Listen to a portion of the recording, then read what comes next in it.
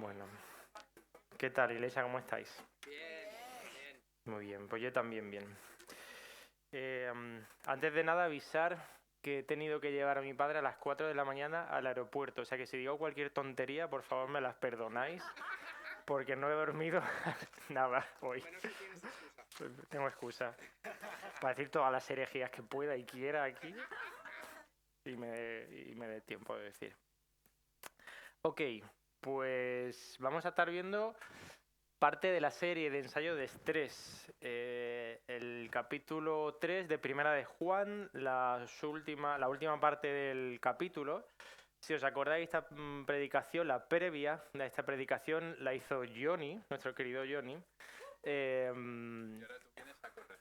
No. Vengo a completarla, a complementarla. Y veréis que hay cosas que se repiten mucho. Juan es cíclico, vuelve al de antes y tal. Así que probablemente digamos cosas parecidas. Luego veis que cada uno somos personas diferentes, hemos visto cosas diferentes en los textos y seguro que también traemos cosas nuevas. Antes que nada también recuerdo que lo pongáis a grabar. Que el pobre Johnny no pudo tener su momento de gloria y yo quiero mi momento de gloria en YouTube, por favor. Que esto cuesta mucho trabajo y hay que registrarlo. De broma. Déjame que ore para que... No, lo de que cuesta no es broma, eso sí que cuesta.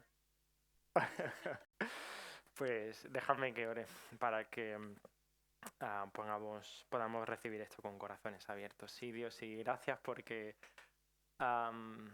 Dios, podemos entrar a tu presencia de una forma tan libre, bromeando como el estar en familia delante de un Padre que nos ama, por supuesto con respeto, con temor a ti, Señor, pero sin miedo a que, pues como en otros tiempos en el Antiguo Testamento tengamos que hacer algún rito o que no cumplamos con ciertos rituales, Dios, porque el sacrificio de tu Hijo es perfecto, es eterno, pagó el precio más alto, pero cubrió toda falta y toda falla y todo pecado de nuestro corazón y podemos entrar de forma libre, Dios, y gracias por el privilegio también que es predicar.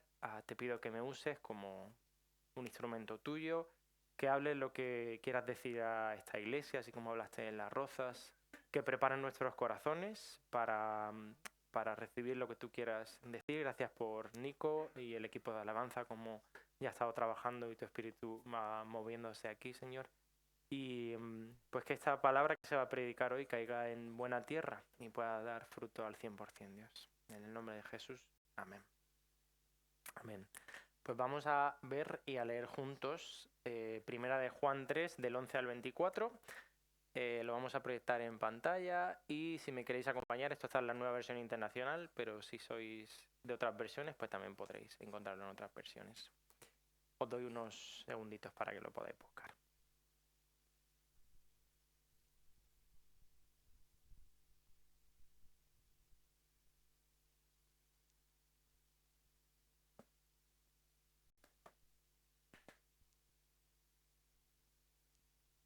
Dice Primera de Juan 3, del 11 al 24. Este es el mensaje que habéis oído desde el principio, que nos amemos los unos a los otros. No seamos como Caín, que por ser del maligno asesinó a su hermano. ¿Y por qué lo hizo? Porque sus propias obras eran malas y las de su hermano justas. Hermanos, no os extrañéis si el mundo os odia. No, nosotros sabemos que hemos pasado de la muerte a la vida porque amamos a nuestros hermanos.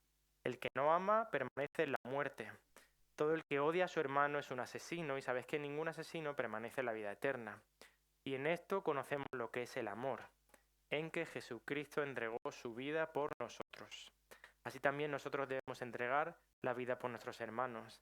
Si alguien que posee bienes materiales ve que su hermano está pasando necesidad y no tiene compasión de él, ¿cómo puede decir que el amor de Dios habita en él?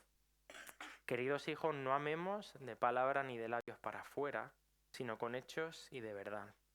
En esto sabremos que somos de la verdad y nos sentiremos seguros delante de Él, que aunque nuestro corazón nos condene, Dios es más grande que nuestro corazón y Él lo sabe todo.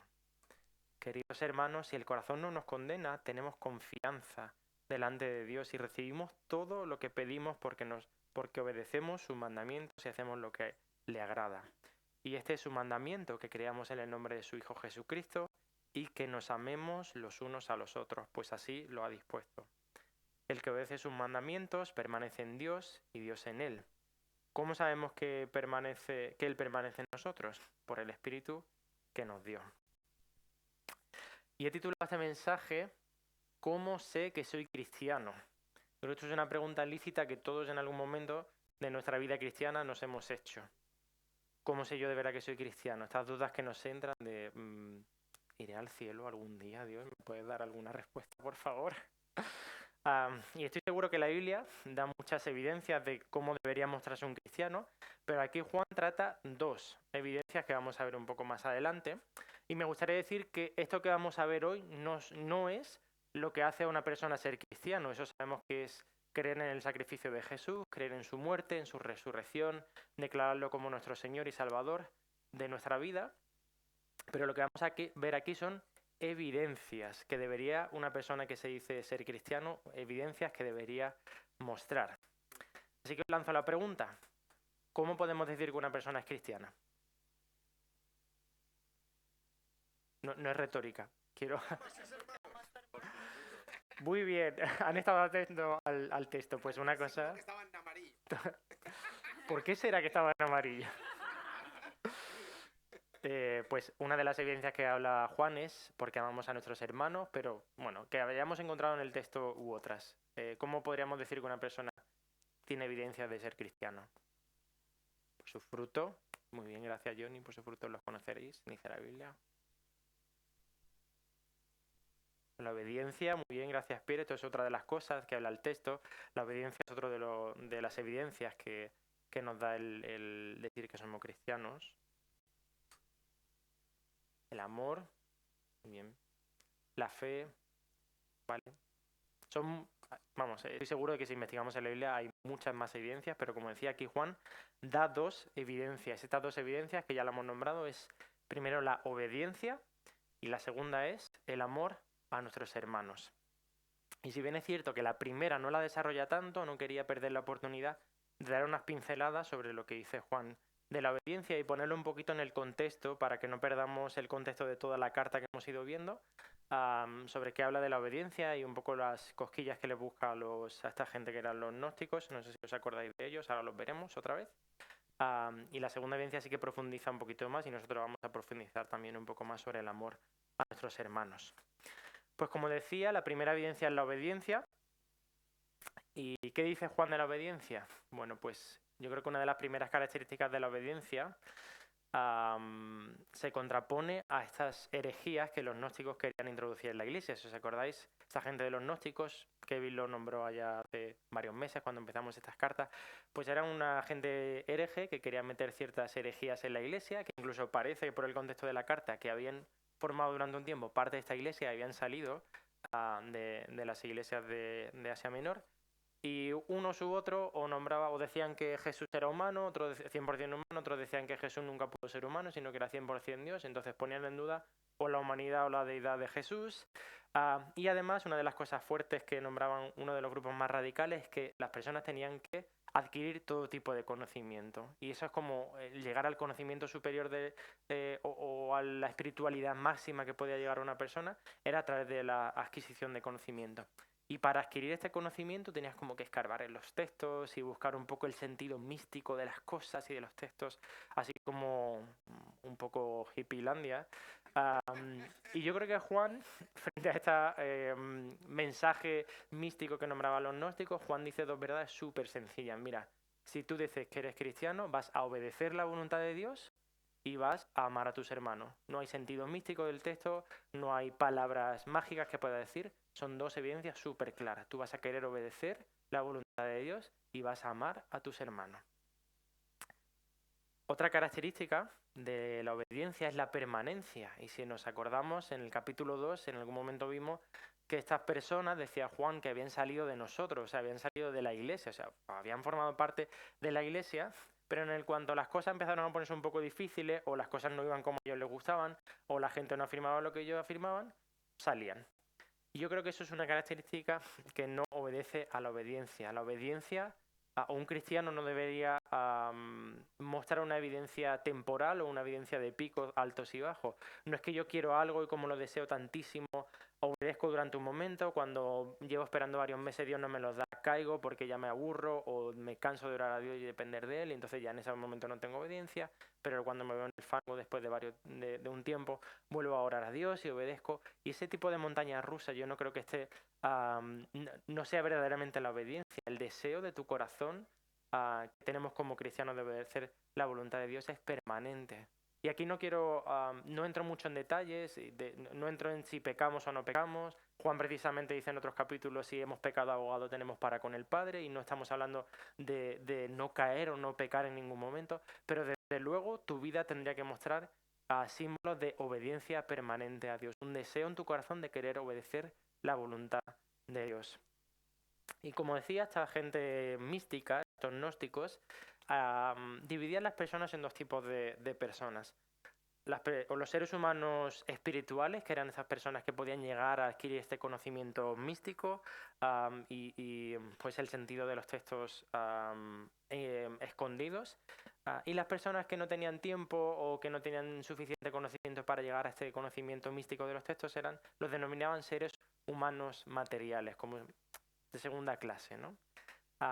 Y yo creo que Juan, de nuevo, busca las cosquillas a estos gnósticos diciendo, mira, este tipo de clasificación de las personas no debería caracterizar a los cristianos. Un cristiano debería mostrar evidencias de amar a sus hermanos, que este es el segundo punto de evidencia que vamos a ver. Hemos visto obediencia, ahora vamos a ver el amar a nuestros hermanos. ¿Sabe? Estaba investigando sobre este texto, sobre la vida de Juan, informándome un poco, y dicen los padres de la primera iglesia, cuentan el testimonio, bueno, todos sabemos, o si no lo sabes yo te lo cuento ahora mismo, que Juan es de los pocos discípulos, si no el único discípulo, que llegó a viejito y murió feliz siendo viejo sin que fuese mártir.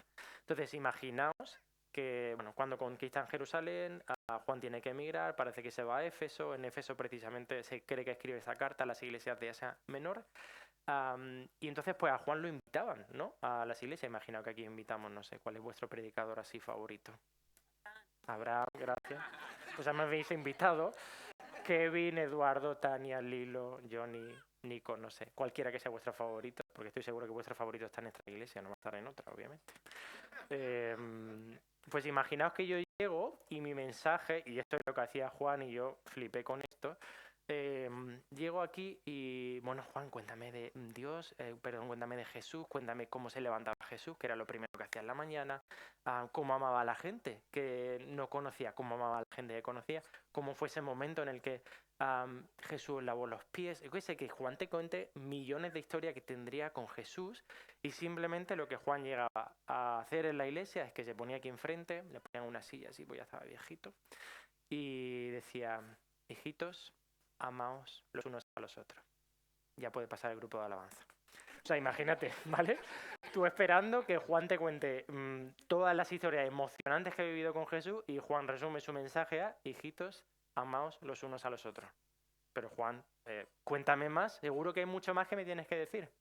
Amaos los unos a los otros. Y no es casualidad que Juan resuma el mensaje de Jesús de esta forma. Yo creo que Juan había entendido que el meollo de la cuestión era el amor que teníamos que mostrar. Déjame contarte otras cosas sobre Juan. Y es que si los comentaristas de la carta están en lo cierto, parece que el Juan que escribe la carta es el mismo Juan que escribe el Evangelio, el mismo Juan que fue el discípulo de Jesús. Pero este Juan que aquí está hablando del amor y de la entrega y del sacrificio a nuestros hermanos es el mismo Juan que en los Evangelios hace estas dos cosas que vamos a ver ahora. Dice en el Evangelio de Lucas que cuando estaban pasando por una aldea samaritana, Jesús los llama a los discípulos y dice, predicadle a esa gente samaritana, y los samaritanos como que le dan una patada así, le dicen, mira, no quiero escuchar tu mensaje, déjame en paz, yo quiero seguir con mi vida. Y a Juan no se le ocurre otra cosa que decir que, Señor, ¿quieres que hagamos caer fuego del cielo para que los destruya? Me estás diciendo, Juan, amad a vuestros hermanos, pero sin embargo aquí estamos hablando de que un Juan que quiere destruir a gente que no tiene su misma forma de pensar. No por poco se ganó el título de hijos del trueno. En otro contexto, en el Evangelio de Mateo, se acerca la madre de Juan con los hijos de Zebedeo, pues que era Juan y su hermano Santiago, como dice ahí, junto con ellos, y se acercó a Jesús y arrodillándose le pidió un favor: ordena que en tu reino uno de estos hijos mío se siente a tu derecha y el otro a tu izquierda. O sea, un Juan que aquí está hablando de sacrificio, de poner a nuestros hermanos por delante nuestra. En ese momento dice: yo, si yo puedo, me siento a la derecha de Jesús. ¿Por qué no? Porque lo va a hacer Pedro o porque lo va a hacer Mateo. Que sea yo, ¿no? Para que sea otro, pues mejor yo y mi hermano. Entonces, una pregunta lícita que creo que podemos hacernos es: ¿qué ha pasado con Juan? ¿Qué ha pasado con este Juan que quiere que caiga fuego del cielo y destruya a la gente, o que quiere ponerse en el primer lugar en lugar de los otros discípulos? ¿Qué ha pasado en la vida de Juan? Yo creo que lo que ha pasado en la vida de Juan es esto que te voy a mostrar ahora. Esto es lo que pasa en la vida de Juan. El cuadro no tiene tanta importancia. A veces me gusta poner cuadros en las predicaciones. Y precisamente escogí este cuadro porque de varios cuadros que estaba investigando, la mayoría de los cuadros ponían a María, a la Madre de Jesús, a María Magdalena y a Juan, que según los evangelios son las personas que estuvieron a los pies de la cruz. Son los que nombran, no sabemos si había más o menos, pero parece que de discípulos solo estaba Juan. Y en la mayoría de ellos están un poco así como apartados o tristes o ni siquiera mirando. Y sin embargo, en este cuadro, Juan está mirando plenamente a Cristo. Como si el sacrificio de Jesús fuese todo lo que le alimenta en ese momento. Como si dijese: esto me tiene que salpicar porque el amor que yo estoy viendo de mi Cristo no es algo que yo no pueda estar aprendiendo ahora mismo con este sacrificio que estoy viendo de Él. Y es que precisamente el sacrificio que nos exige Juan y el tipo de amor que nos exige Juan es el sacrificio que hizo Cristo por nosotros. De hecho, lo dice el texto, ¿no? En esto conocemos lo que es el amor, en que Jesucristo entregó su vida por nosotros. Así que también nosotros debemos entregar la vida por nuestros hermanos. Y además dice Juan que esto no es un mandamiento nuevo. Juan no se saca esta cosa no sé, de la manga, sino que es algo que Jesús ya había nombrado. Si nos vamos a su evangelio, en Juan 13, por ejemplo, dice, después de la última cena, en el contexto, para que lo entendamos, estas son palabras de Jesús, dice en Juan 13:34: este mandamiento nuevo os doy, que os améis los unos a los otros, así como yo os he amado, también vosotros debéis amaros los unos a los otros. De este modo todos sabrán que sois mis discípulos si os amáis los unos a los otros. ¿Veis la semejanza de los dos textos? Un poquito más adelante, cuando ya Jesús ha lavado los pies de sus discípulos en Juan 15, en el contexto en el que está hablando de la vid y los pámpanos y de cómo nosotros deberíamos permanecer en Dios, de nuevo Jesús les vuelve a recordar: así como el Padre me ha amado a mí, también yo os he amado a vosotros. Permaneced en mi amor. Si obedecéis mis mandamientos, permaneceréis en mi amor, así como yo he obedecido los mandamientos de mi Padre y permanezco en su amor.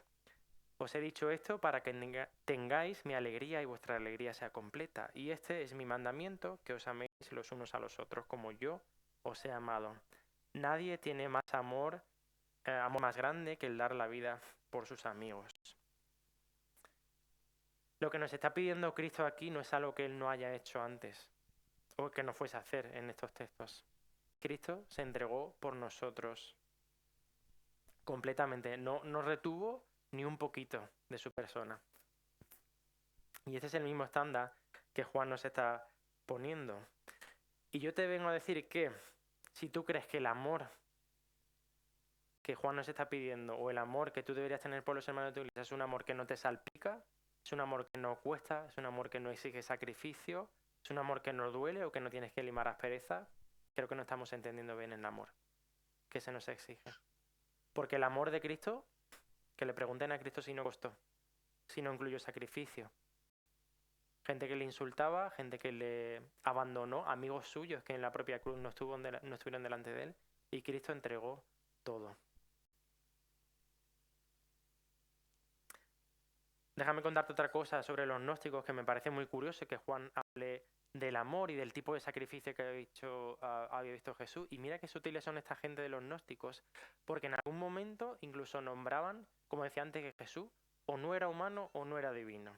Unos de ellos decían que Jesús había venido su humanidad, perdón, Jesús había vivido totalmente en su humanidad y que en el bautismo Jesús Dios entra en el cuerpo de Jesús humano, pasa con él toda su vida o su testimonio como Jesús Dios, y en el momento de la crucifixión, Jesús Dios abandona el cuerpo de Jesús, y entonces quien sufre en la cruz no es Jesús Dios, es Jesús humano. Fijaos qué sutil es la herejía diciendo Jesús, Dios no ha sufrido por ti, esto fue Jesús humano el que lo hizo. Otra parte de estos gnósticos decían que Jesús Dios no podía tener sufrimiento, porque si era Dios, ¿cómo iba a sufrir en un cuerpo humano? Entonces, creo que era en el Evangelio apócrifo de Pedro, se nombra que la gente pensaba que Jesús estaba ahí en la cruz, pero realmente el Espíritu de Jesús estaba con Juan en una cueva.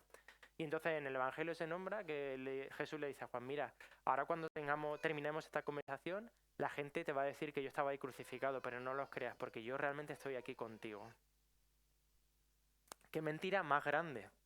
Qué mentira más grande decir que nuestro Jesús no murió en la cruz, ya sea porque él no era divino, el que estaba muriendo en la cruz y solo era Jesús humano, o porque Jesús Dios no podía sufrir. El sacrificio de Jesús costó, y le costó su vida, y costó abandonar la presencia del Padre, una presencia que él había disfrutado siempre. Ese sacrificio y ese dolor es el que nosotros tenemos que tener como estándar por nuestros hermanos. Juan no deja este amor como algo etéreo, como algo que no se materializa, como unas palabras bonitas, ¿no? A veces se nos llena un poco la boca del hablar del amor ágape o de estos conceptos así como muy grandes, pero no le llevamos a la practicidad. Y Juan no lo hace así. Juan dice, mira, si hay alguien que vemos en la iglesia que tiene necesidad y nosotros podemos cubrir esa necesidad y no lo estamos haciendo, ¿cómo podemos afirmar que el amor de Dios habita en nosotros? Y sabes, cuando hablamos de cubrir necesidades, la mayoría de las veces entendemos que es dinero. Y me gustaría romper un poco con este concepto, porque si te sobra el dinero y estás viendo a un hermano con necesidad y tienes carga en tu corazón de dar dinero, y Dios lo ha puesto en tu corazón, adelante. Pero muchas veces no es dinero, hermano, muchas veces es tiempo, es un WhatsApp, es una llamada, es una persona, no sé, que necesita simplemente que le dediques media hora de tu día a que te escuche, a que lo escuches, perdón, a que te cuente la situación por la que está pasando. Y muchos de nosotros tenemos tiempo que podemos aprovechar sirviendo a nuestros hermanos. Sea lo que sea que Dios pone en tu corazón para servir a tus hermanos. Sé que es sacrificio, sé que cuesta, y esto me estoy predicando a mí mismo ahora mismo, en este mismo instante, pero es el sacrificio que nos pide Dios. Si alguien puede cubrir la necesidad de sus hermanos y no lo está haciendo, ¿cómo puede afirmar que el amor de Dios habita en él? Voy a pasar muy de pincelada sobre los contrastes que hace Juan, y esto es algo que le gusta mucho, parece, a Juan en su carta, hacer los contrastes de que el que tiene amor hace tal, el que no tiene amor hace cual.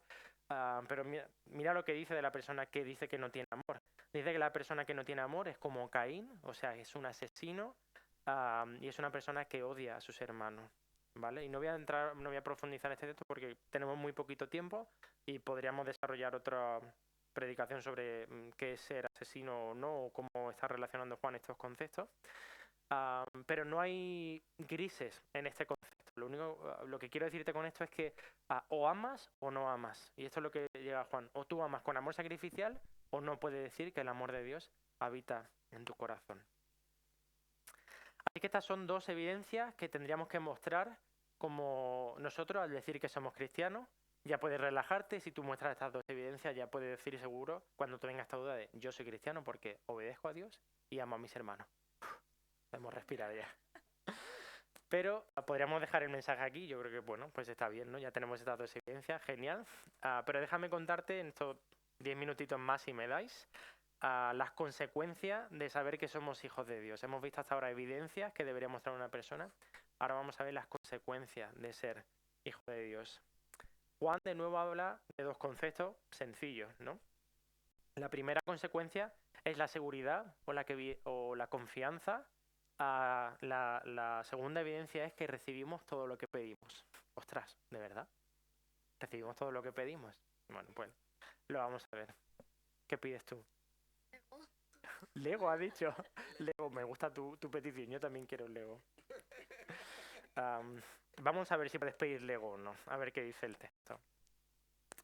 Pero antes vamos a entrar en confianza, ¿vale? Y antes de buscar cuáles son las palabras de confianza que dice el texto, me gustaría contraponerla con otra palabra que a veces nombra la Biblia, que pone en contraste, no en este texto, pero en otros sí, sobre temor y confianza. Y temor es la raíz griega de phobos, que nos puede sonar de fobia, ¿verdad? Que es una palabra que usamos hoy en día.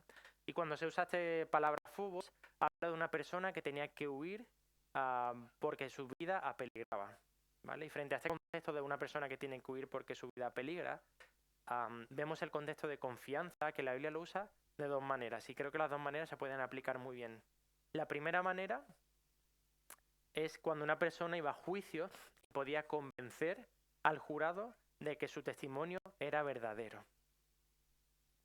La segunda parte, o el segundo concepto donde se puede englobar esta palabra confianza, es en la ciudadanía griega y cómo los ciudadanos griegos tenían plena autoridad de entrar a la asamblea y plena autoridad para hablar. Qué bonito es pensar que esa es la confianza con la que podemos entrar en la presencia de Dios. Lo primero, como si tuviésemos la autoridad, dice el texto, si nuestro corazón nos condena, tenemos la autoridad y la capacidad de convencer a nuestro corazón de que estamos en el lugar correcto, de que el sacrificio de Cristo ya ha pagado el precio y que podemos entrar libremente. Lo segundo es que no tenemos que entrar a la presencia de Dios así como un poco de puntillas, que Dios no me vea, que como me vea me va a echar. No. Pleno derecho. Somos ciudadanos y somos sus hijos y tenemos pleno derecho de entrar a su presencia. Si tú no te estás sintiendo hoy con este pleno derecho, me gustaría preguntarte qué mentira te estás creyendo. ¿Qué mentira te crees o está poniendo el enemigo en tu corazón para que tú no entres a la presencia de Dios con pleno derecho?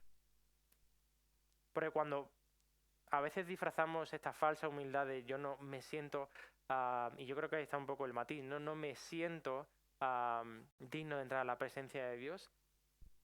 Cuidado cuando decimos estas cosas, hermano, y vamos a analizar bien porque damos una patada a la cruz de Cristo. O sea, estamos diciendo que el sacrificio de Cristo no es suficiente para que cubra mi pecado, y eso es dar una patada a la cruz de Cristo. Tenemos que confirmar y afirmar en nuestro corazón que el sacrificio de Cristo pagó todo el pecado, pagó el precio al completo y que somos ciudadanos del cielo, que podemos entrar a su presencia con confianza, convenciendo nuestro corazón y en pleno derecho.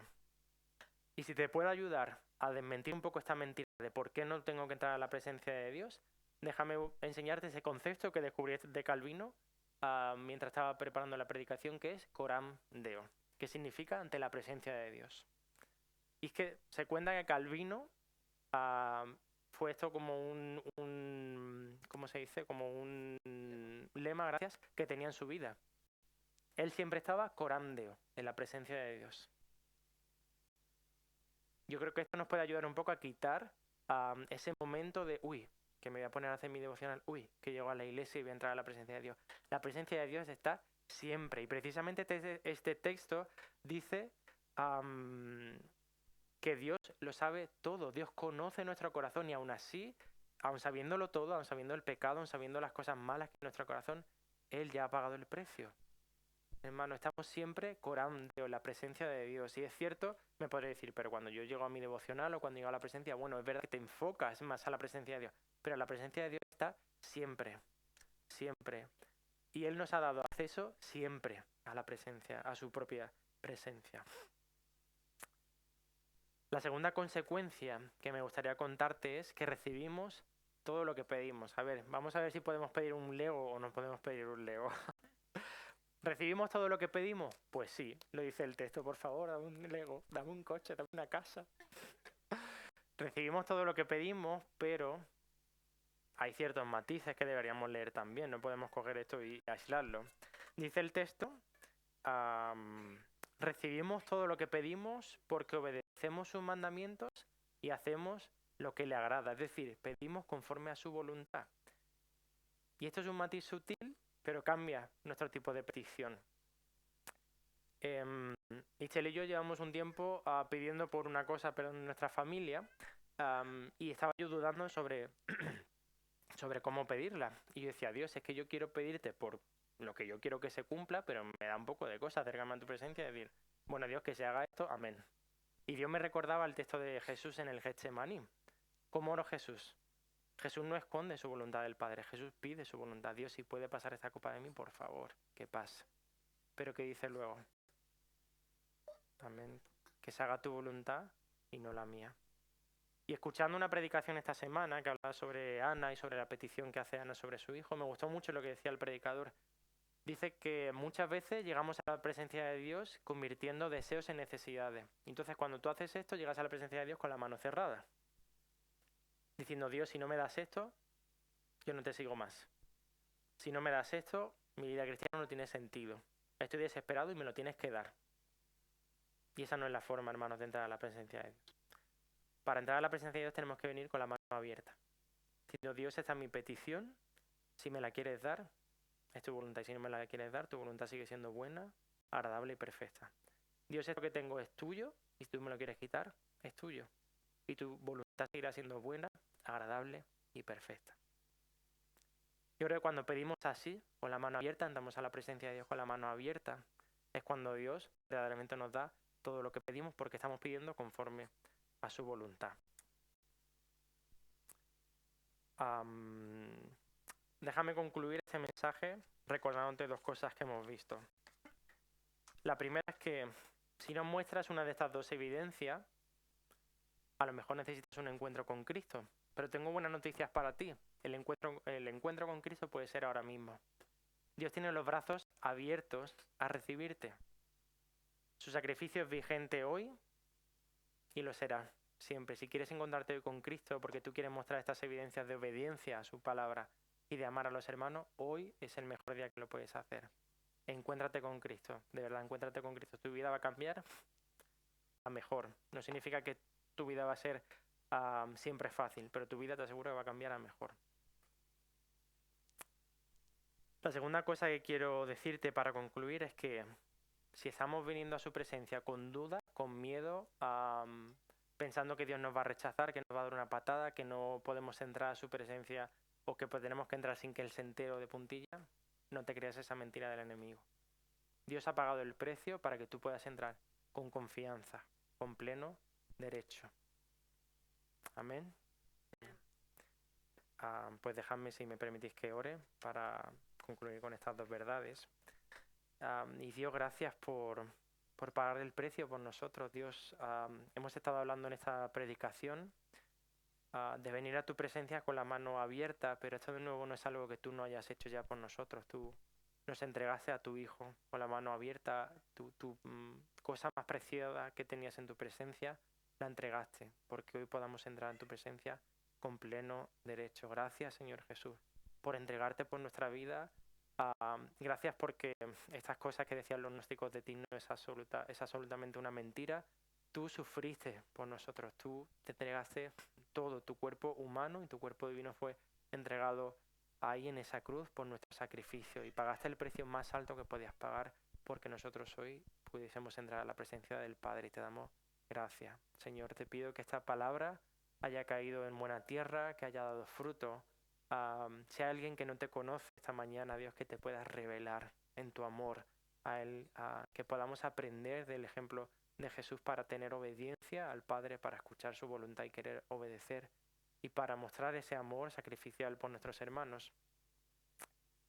Y Dios, que también nos quitemos la mentira del enemigo de no querer o no sabernos dignos de entrar a tu presencia. Tu sacrificio fue suficiente, Dios. Eso declaramos esta mañana, que tu sacrificio fue suficiente para cubrir todo pecado. En el nombre de Jesús. Amén.